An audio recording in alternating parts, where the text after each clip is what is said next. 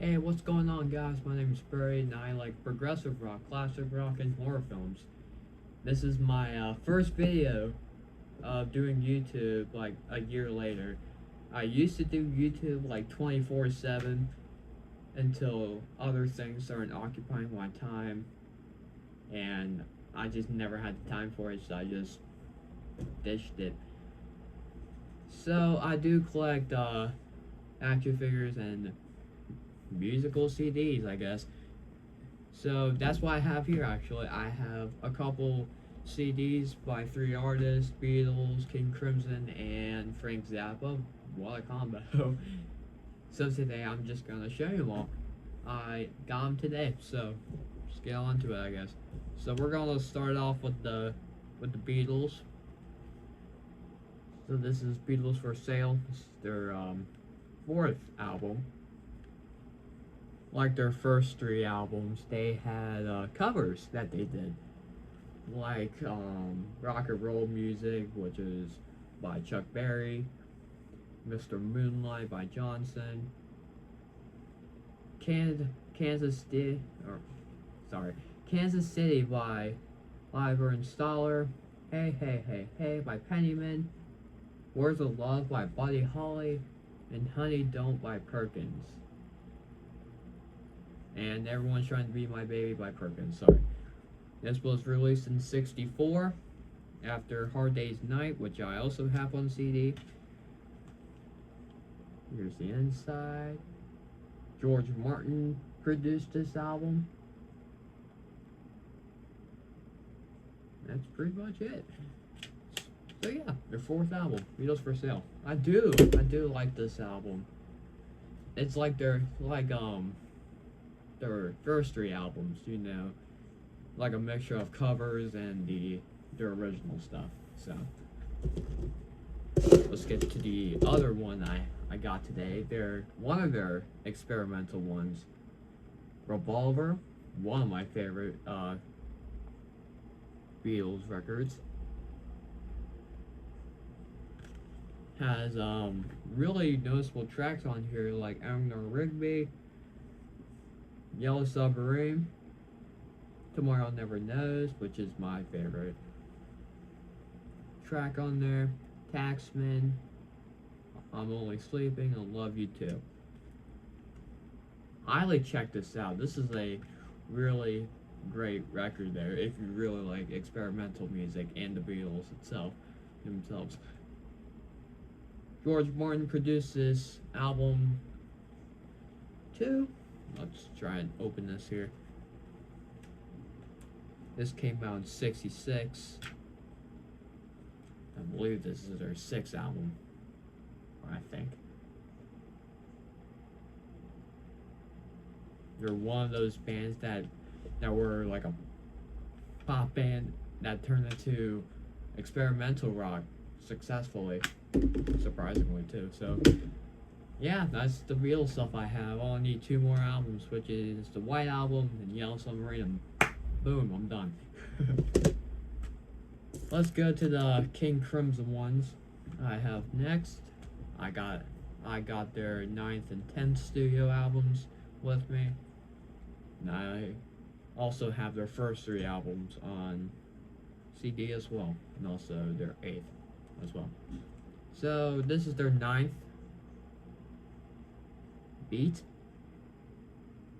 and you got Adrian Belew on guitar and lead vocals, Robert Fripp on guitar, organ, and Frippertronics, Tony Levin on stick, bass guitar, and support vocal, and the wonderful Bill Bruford, who was the drummer for Yes and debuted in Larkson Aspect, did the drumming on this album.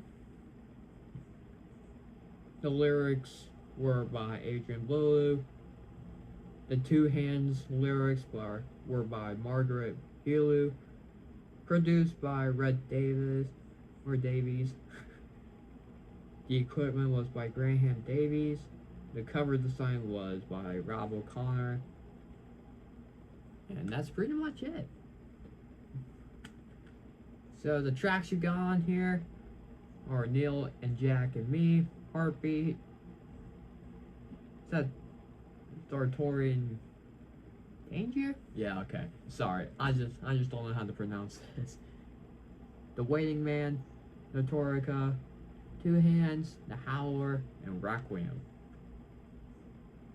This is one of their new wave albums. You got Discipline, Beat, and Three in a Perfect Pair. I didn't really like the new wave that much compared to the prog that they did, like Court of Crimson King, Lizard, and Wake Up Poseidon, stuff like that. But it's passable. I'll still listen to this again. It's not god awful, you know. I would kind of check this out. Some tracks are passable and some of them are awesome, so there you go. That's Beat. Then you got Three of a Perfect Pair, their 10th. You got the same people I mentioned before on this album. Okay, so it was produced by King Crimson. It wasn't specific. Engineer was Brad Davis. With Tony Arnold from Arnie Shack on Industry and Dig Me. The assistant engineers, Nick James, Ray Nick, and Peter Hefter, etc. And the cover art was by Timothy Eames. So yeah, I'm going to read you the tracks. The left side, which was named, is Three of a Perfect Pair, Mulliman, Sleepless, Man with the Open Heart, Nodges, that which passes like clouds. Tongue twister, jeez. The right side was Industry, Dig Me, No Warning, and the third part of Lark's Tongue Aspect. The first two parts were in their debut, or the self-titled album, Lark's Tongue Aspect, which you got Robert Fripp, of course, Bill Bruford, John Lenton, Jamie Muir, and David Cross. I did order that Lark's Tongue Aspect. That will be coming later this week. I'm excited to get that. So once again, I kind of like this album. It's passable. Some tracks are passable, and some tracks are awesome, like I said. So yeah. And then the last album I got here, saved the best for last here, Frank Zappa's Waka Jawaka, a direct sequel to Hot Rats, the second solo album he did. This is his third solo album. And the name Waka Jawaka was a name that Frank Zappa got from a Ouija board that he was messing around with. This is like a jazz rock type deal here. It's the same with Hot Rats, of course. You only got 4 tracks on this album. Side 1 is Big Swifty, which is 17 minutes. Your Mouth, which is 3 minutes. It Might Be a One-Shot Deal, which is 4 minutes. And then you end off with Waka Jawaka, the self-titled, coming in at 11 minutes. Zappa produced, composed, arranged, and conducted this album. This is his 15th release overall. Sorry, that was my watch. It does that sometimes. Here's the inside.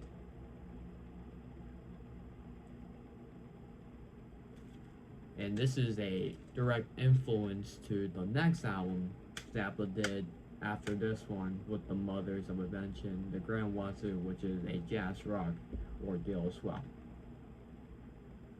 So yeah, that's Waka Jawaka right there, also known as Hot Rats 2. Here's a third Hot Rats, it's called Sleep Third. That's also on this solo discography, which came out in 79. So, that's all I got. Once again, I did order a couple stuff. Some King Crimson, Zappa, and also Beatles, of coincidentally. So those are coming. Now I expect to I expect for them to arrive later this week. So yeah, that's pretty much it. Anyways, guys, thank you all so much for watching. If you really do like this video, I'll keep doing more, I guess. Once again, I collect CDs and I collect horror film, action figures, and stuff like that. I also collect vinyl too. So, anyways, guys, I'll see you on the next one.